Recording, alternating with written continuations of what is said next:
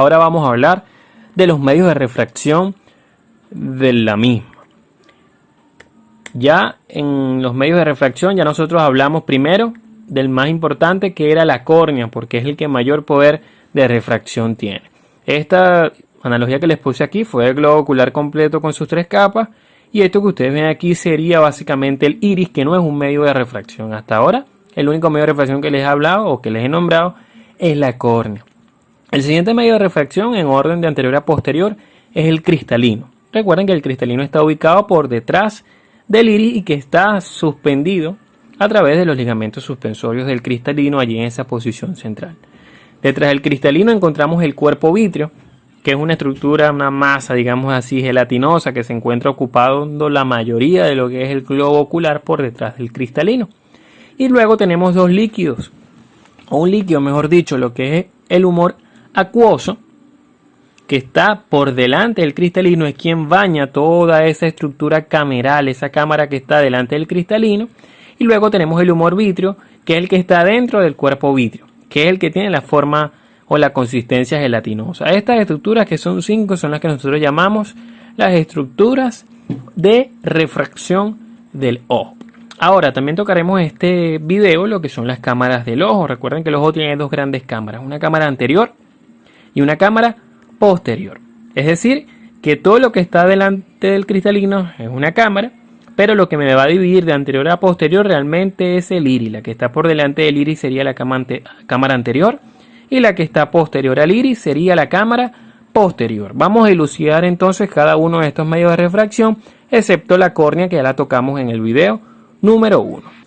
Ya hablamos entonces de la córnea, como les dije en el video 1. Vamos a hablar entonces de la siguiente estructura de estos medios de refracción, que es el cristalino, que es el cristal del ojo. Este cristalino es una estructura que está ubicada en el centro ocular, que tiene un diámetro aproximado de 1 centímetro y tiene un espesor central, que es un mayor espesor, de 5 milímetros. Y en esta visión, que sería más o menos una visión superior del cristalino, vamos a ver que tiene una forma biconvexa. Esta sería su cara anterior, esta sería su cara posterior, y tiene una zona central, que es la zona, digamos, más pronunciada, que se denomina ecuador del cristalino.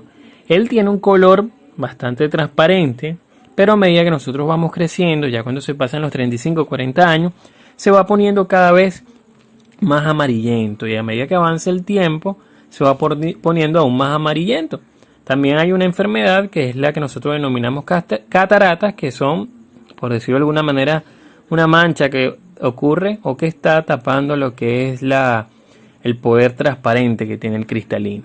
Va a tener 2 límites o 2 puntas, que una sería el polo anterior y el otro sería el polo posterior. Si hacemos un corte histológico, vemos que por fuera ya está recubierta por una cápsula. Por dentro de la cápsula encontramos una corteza y encontramos en el centro un núcleo. Al contrario de lo que nosotros pensaríamos, él se va haciendo más bien cada vez más duro mientras más al núcleo se acerca. De hecho, lo más duro del cristalino es el núcleo, y a medida que se va yendo hacia la periferia, hacia la corteza, se va haciendo cada vez más suave.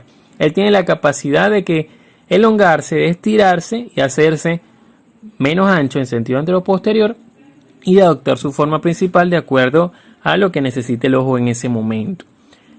Vamos a pasar ahora a hablar de lo que es la cara anterior del cristalino. La distancia que hay entre la cara anterior del cristalino y lo que es la cara posterior de la córnea es de 2 a 2.5 milímetros.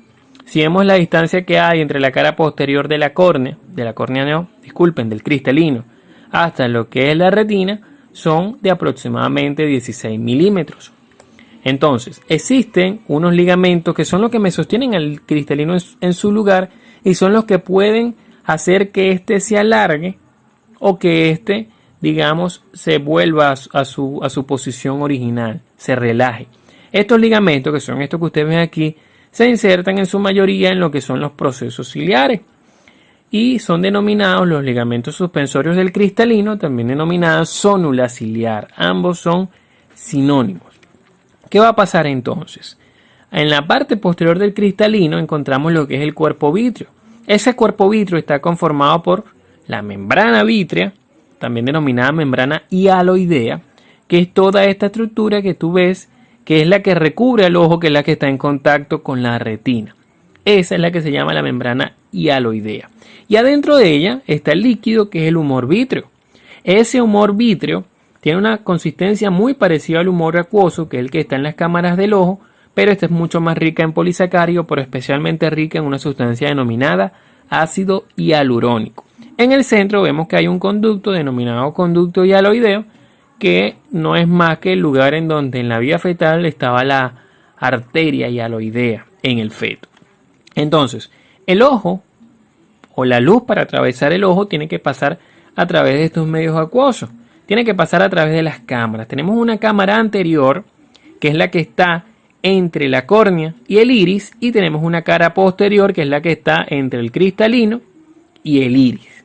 Esta cámara anterior, vamos a comenzar con ella, mide aproximadamente de 2 a 2.5 milímetros, que es la misma distancia que les decía ahorita que había entre el cristalino y la córnea.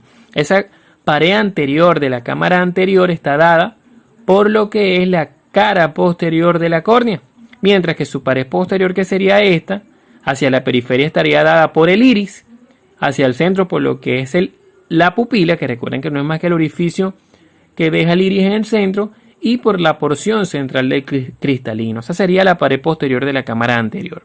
Su circunferencia, que es el lugar, digamos, más ancho de la cámara anterior, viene dado por el ángulo entre el iris y la córnea, que es el ángulo iridio corneal. Ahí faltó una I, es iridio corneal. Ahora, la cámara posterior, que sería la que está detrás del iris, tiene como límite anterior lo que es la cara posterior del iris, mientras que su pared posterior está dado hacia el centro por el cristalino y hacia la periferia por lo que es los ligamentos suspensorios del cristalino, que ya sabemos que también se llaman zónula ciliar.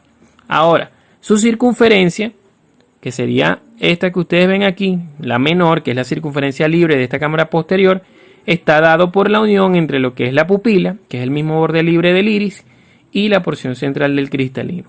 Mientras que su circunferencia mayor, que sería esta que ustedes ven hacia la periferia, la más ancha, viene dada por los procesos ciliares. Entonces, todas estas cámaras, la anterior y la posterior, están bañadas por un líquido que es el humor acuoso, muy parecido al humor vítreo, pero sin tanto ácido hialurónico. Este humor acuoso es un líquido que es producido en su gran parte por los procesos ciliares y por los vasos sanguíneos que tiene el iris. Ahora, él cuando se forma pasa a lo que es la cámara posterior y luego a través de la pupila baña a toda la cámara anterior. Y es en la cámara anterior, a nivel del ángulo iridio corneal, donde se encuentra el conducto de Schlenk, que él se reabsorbe.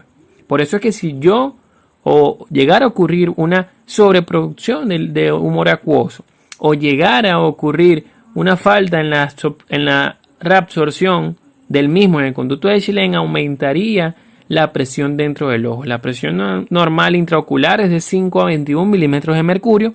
En promedio se dice que es 15. Entonces, cuando esta presión aumenta es cuando ocurre la patología denominada glaucoma.